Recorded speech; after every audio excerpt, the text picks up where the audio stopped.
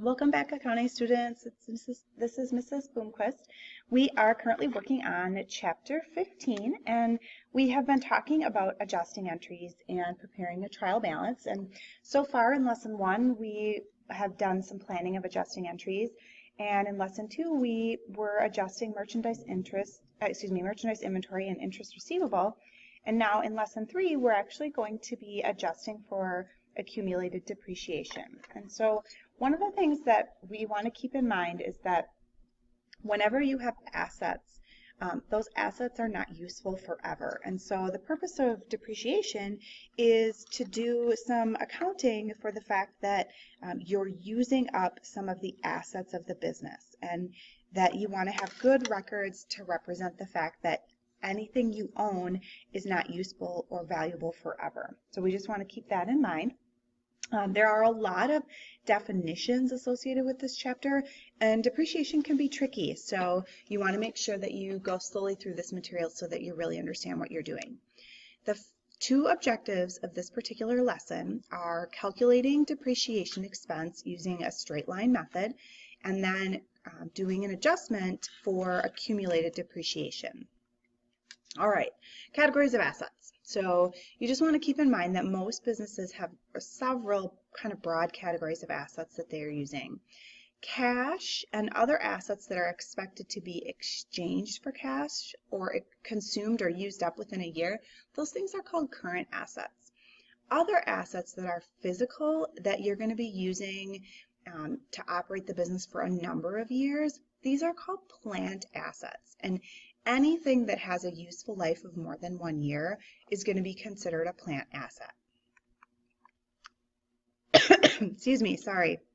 Okay, I did not mean to cough in your ear. Sorry, I took a break and I took a little drink, and so hopefully there'll be no more coughing.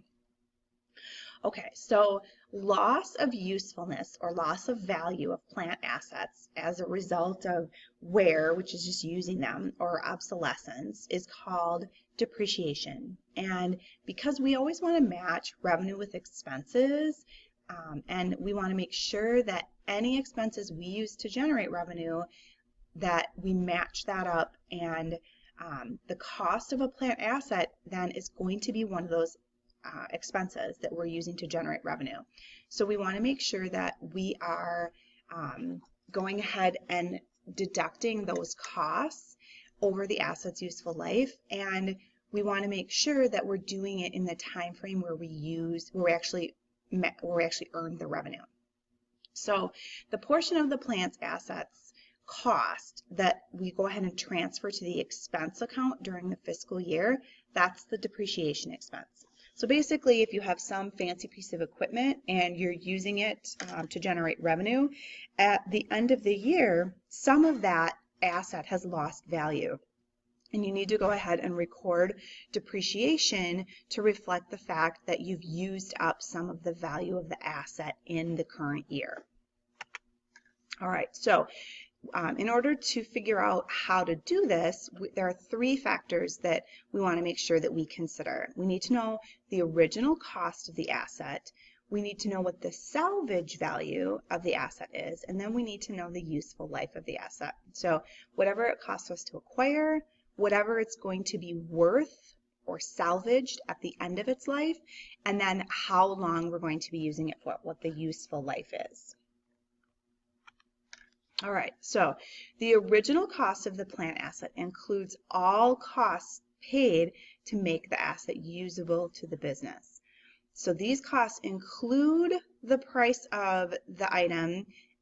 It also includes anything it might have cost us to have the item delivered and any necessary installation costs.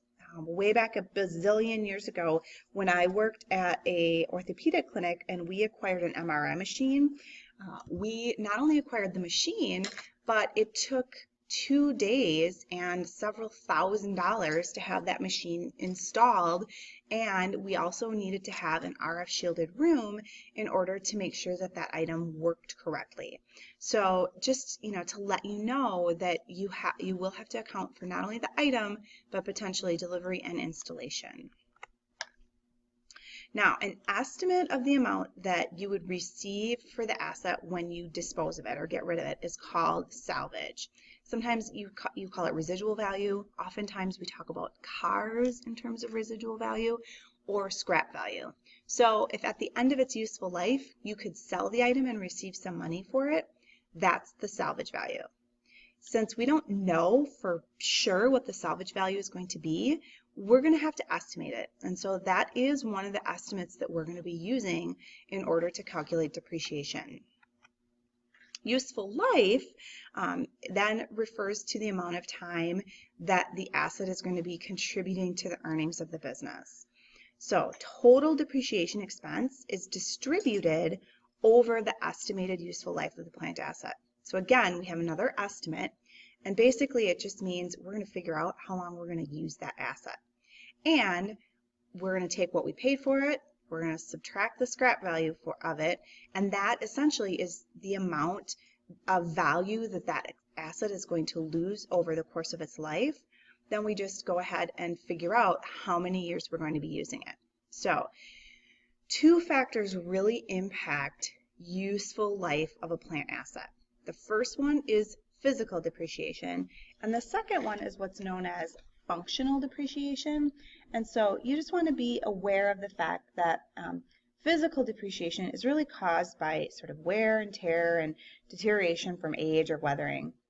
Functional depreciation occurs when an asset becomes inadequate or obsolete. So if it can no longer perform with efficiency, or there's a new asset that has a better design or better efficiency, that's when the asset becomes obsolete, and you really would be wise to purchase whatever the new thing is to make your business function more efficiently. So that's functional depreciation. The item itself might continue to work and be fine, but there is a new item that works with much more efficiency, and you'd want to go ahead and upgrade to that then. Okay, so straight line depreciation means you record an equal amount of depreciation expense for the asset in each year that the asset has useful life. So that's straight line. You just basically say the item is going to lose a certain amount of value, and then you divide up that value equally over the useful life, and you go ahead and deduct that amount of depreciation. That's straight line. So you just say the original cost is $2,500, the salvage value is $500, then the estimated total depreciation for the item is $2,000. And then you just go ahead and say, hey, it's worth $2,000. That's how much I need to depreciate, and I'm going to use it over 5 years. So every year I'm going to deduct $400 in depreciation to accurately match up my expenses with my revenue. Okay, so accumulated depreciation. The total amount of depreciation expense that we have recorded since the purchase of an asset is called accumulated depreciation. So we just want to make sure we're always thinking about, hey, if I'm going to use something for 5 years, then each year I'm accumulating additional depreciation for the item. So if we look at, as of year 2, I have $800 worth of depreciation. In year 3, I have an additional $400. So at the end of year 3, I will have accumulated depreciation of $1,200. And what you'll notice is when you see this X2, X3, and then X3, that it's saying as of the end of year 2, so $400 year 1, $400 year 2, I have $800, add an additional $400, now I have $1,200. The original cost of a plant asset minus the accumulated depreciation is called the book value.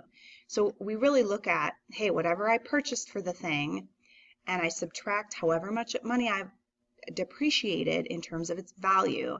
Now I have a book value at the end of year 3 of $1,300 for this particular asset.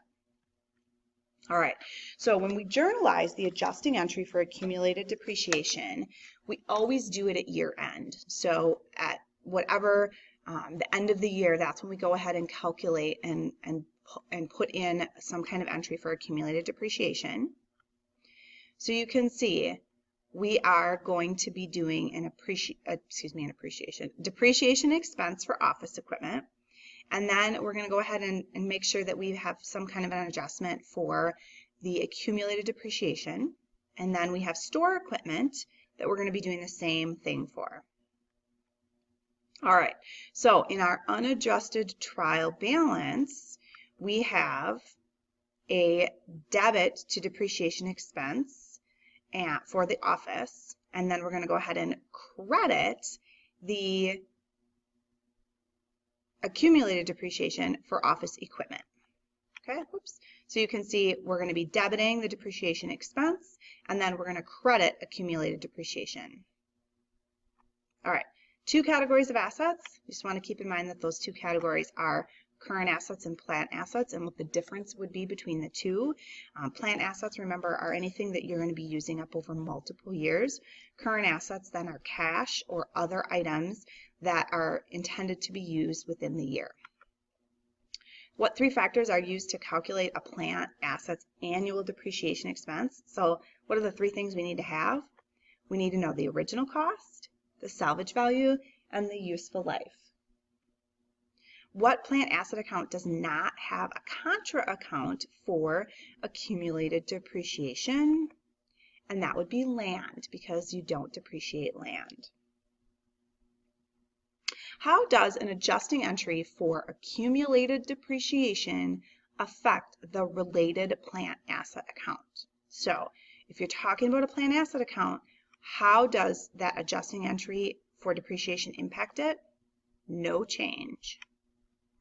All right, one of the things that you want to make sure that you remember and understand is that two of the items we use to calculate depreciation are estimates. Okay, and those are only as good as the information we have on hand, so you want to be careful about that. The other thing that you want to be thinking through as we think about, hey, eventually we're going to be taking a test over this material, you just want to really think through, why is it that we would depreciate annually? And really it's just tied into the amount of useful life an item has.